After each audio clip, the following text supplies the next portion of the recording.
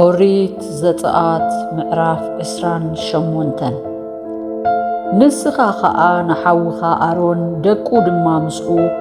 ኣሮን ደቂ ኣሮን ከኣ ናዳብን አቢሁን አልዓዛርን ኢታማርን ካህናት ክኾኑኒ ካብ ማእከል ደቂ እስራኤል ናባኻ ኣቕርቦም ንኣሮን ሓውኻ ድማ ንኽብርን ንጌጽን ዝኸውን ቅዱሳት አልባስ ግበረሉ ንስኻ ድማ ነቶም መንፈስ ጥበብ ዝመላእክዎም ብልቦም ፈላጣት ዝኾኑ ኩሎም ንኣሮን ካህነይ ንምዃን ክቕደስ አልባስ ክገብሩሉ ንገሮም እቲ ዝገብርዎ አልባስ ከኣ እዚዩ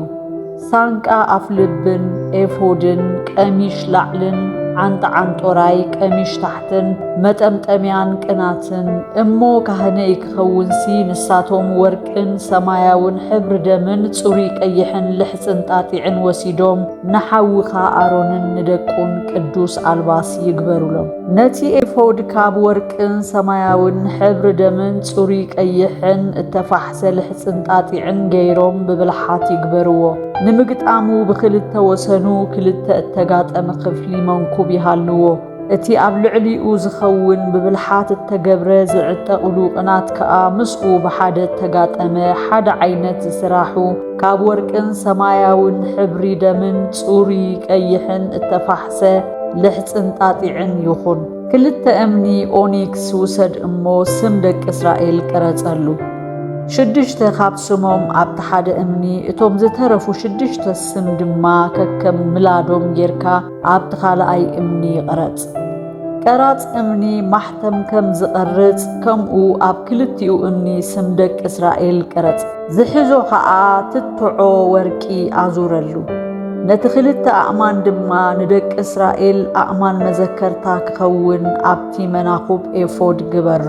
ኣሮን ከኣ ኣብ ክልቲኡ መንከቡ ስሞም ኣብ ቅድሚ እግዚአብሔር ንመዘከርታ ይጹሮ ትትዖ ወርቂ ድማ ግበር ካብ ጽሩይ ወርቂ ከኣ ከም ገመድ ብምጥዋይ እተገብረ ክልተ ሰንሰለት ግበር ነቲ ተጠውየ ሰንሰለት ምስቲ ትትዖ ግበሮ ብብልሓት እተገብረ ናይ ፍርዲ ሳንቃ ኣፍ ልቢ ከኣ ግበር ከም ስራሕ ኤፎድ ካብ ወርቅን ካብ ሰማያውን ሕብሪ ደምን ጽሩይ ቀይሕን እተፋሕሰ ልሕፂን ጣጢዕን ግበሮ ኣርባዕተ ማዕዝኑ ማዕረ ድርብ ድማ ይኹን ምንዋሑ ስድሪ ወርዱ ከዓ ስድሪ ይኹን ዝዛነቕ ኣእማን ኣርባዕተ መስርዕ ኣእማን ኣጥብቐሉ ኣብ ቀዳማይ መስርዕ ሳርዲዮን ቶጳዝዮን ስመራግዶስ ኣብ ካልኣይ መስርዕ ከዓ ሰመንጉኒ ሰፊሮስ አልማዝ ኣብ ሳልሳይ መስርዕ ድማ ህያክንቶስ አካት አሜቲስቶስ ኣብ ራብዓይ መስርዕ ከዓ ክሪሶሊትን ኦኒክስን ያስጲስን ብትትዖ ወርቂ ተኸቢቡ ይጥበቕ እቲ ኣእማን ድማ ከምቲ ስም ደቂ እስራኤል 12 ከምቲ ስሞም ይኹን ነቶም 12 ነገድ ነፍሲ ወከፍ በብስሙ ከም ቅርጺ ማሕተም ይኹን ኣብ ሳንቃ ኣፍ ልቢ ድማ ካብ ጽሩይ ወርቂ ከም ገመድ ብምጥዋይ እተገብረ ሰንሰለታት ግበር ድማ ኣብ ሳንቃ ኣፍ ልቢ ክልተ ቀለቤት ወርቂ ግበር እቲ ክልተ ቀለቤት ከዓ ኣብ ክልተ ማዕዘን ሳንቃ ኣፍ ልቢ ግበሮ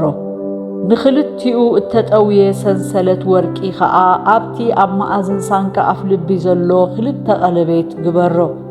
ንክልቲኡ ካልእ ኣንፊ እቲ እተጠውየ ሰንሰለት ከዓ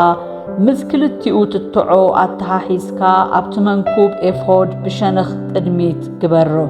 ክልተ ቀለቤት ድማ ካብ ወርቂ ግበር እሞ ኣብቲ ክልተ ወሰን ሳንቃ ኣፍ ልቢ ናብ ሸነኽ ኤፎድ ዘሎ ውሽጣዊ ጥርዚ ግበሮ ክልተ ቀለቤት ወርቂ ድማ ስራሕ እሞ ኣብ ክልቲኡ መንኩብ ኤፎድ ታሕቲ ብሸነኽ ቅድሚት ኣብ ጥቓ እቲ ዝጋጠመሉ ኣብ ልዕሊ እቲ ብብልሓት እተገብረ ቅናት ኤፎድ ግበሮ እቲ ሳንቃ ኣፍ ልቢ ካብ ኤፎድ ከይፍለ ኣብ ልዕሊ እቲ ብብልሓት እተገብረ ቅናት ኤፎድ ክኸውን ነቲ ቀላብቲ ሳንቃ ኣፍ ልቢ ምስ ተቐላብቲ ኤፎድ ብሰማያዊ ፍሕሶ ይተኣሰር ኣሮን ናብ መቕደስ ምስ ዝኣቱ ነቲ ስም ደቂ እስራኤል ኣብቲ ናይ ፍርዲ ሳንቃ ኣፍ ልቢ ገይሩ ወርትግ ኣብ ቅድሚ እግዚአብሔር ንመዘከርታ ክኸውን ኣብ ልዕሊ ልቡ ይጹሮ ንኡሪምን ቱሚምን ድማ ኣብ ናይ ፍርዲ ሳንቃ ኣፍ ልቢ ግበሮ ናብ ቅድሚ እግዚአብሔር ምስ ዝኣቱ ኣብ ልዕሊ ልቢ ኣሮን ይኹን አሮን ከኣ ንፍርዲ ደቂ እስራኤል ወርትግ ኣብ ቅድሚ እግዚአብሔር ኣብ ልዕሊ ልቡ ይጹሮ ናይ ኤፉድ ቀምሽ ላዕሊ ከኣ ኩለንተናኡ ካብ ሰማያዊ ይግበሮ ኣብ ማእከሉ ድማ ንርእሲ ዘሕልፍ ኣፍ ይሃልዎ እቲ ኣፍ ምእንቲ ኸይቅደድ ኣብ ዙርያኡ ከምቲ ድርዒ እተኣልመ መኽፈፊ ይሃልዎ ኣብ ዙርያ ታሕታይ ዘፈሩ ከኣ ካብ ሰማያውን ሕብሪ ደምን ጽሩይ ቀይሕን ሮማን ግበረሉ ኣብ ሞንግአን ድማ ኣብ ዙርያኡ ቃጽል ወርቂ ግበረሉ እሞ ኣብ ዘፈር እቲ ቀምሽ ኣብ ዙርያኡ ቃጽል ወርቅን ሮማንን ቃጽል ወርቅን ሮማንን ይኹን አሮን ናብ መቕደስ ናብ ቅድሚ እግዚአብሔር ከኣቱ ከሎን ክወፅእ ከሎን ምእንቲ ኸይመውት ክስማዕሲ ከገልግል ከሎ ይከደኖ ካብ ጽሩይ ወርቂ ድማ ብሊቃ ግበር ኣብኡ ከኣ ከም ቅርጺ ማሕተም ጌርካ ንእግዚአብሔር ተቐደሰ ዝብል ቅረጸሉ ብሰማያዊ ፍሕሶ ጌርካ ኣብ መጠምጠምያ ኣጥብቆ ኣብቲ መጠምጠምያ ከኣ ብሸነኽ ቅድሚት ይኹን ኣብ ግንባር አሮን ይኹን አሮን ድማ እቲ ደቂ እስራኤል ዘቕርብዎ ሁሉ ቅዱስ ህያብ ናይቲ ቅዱስ ህያቦም በደል ይጹር ኣብ ቅድሚ እግዚአብሔር ሞገስ ክኾነሎምሲ ወርትግ ኣብ ግንባሩ ይኹን ዓንጣዓንጦራይ ቀምሽ ታሕቲ ከኣ ካብ ልሕፂን ጣጢዕ እለም መጠምጠምያ ድማ ካብ ልሕፅን ጣጢዕ ግበር እተጠልፈ ቅናት እውን ግበር ንደቂ አሮን ድማ ቀመውሽ ግበረሎም ቅናውቲ እውን ግበረሎም ንኽብርን ንጌጽን ከኣ መጠምጠምያታት ግበረሎም እዚ ንአሮን ሓዊኻን ንደቁ ከኣ ምስኡን ክደኖም ቅብኣዮም ድማ ኣእዳዎም እውን ምልኣሎም ካህናት ክኾኑኒ ከኣ ቀድሶም ንሕፍረቶም ዝኸድን ስረ ድማ ካብ ልሕፂን ጣጢዕ ግበረሎም ካብ ሕቆኦም ክሳዕ ብርኮም ዝበጽሕ ይኹን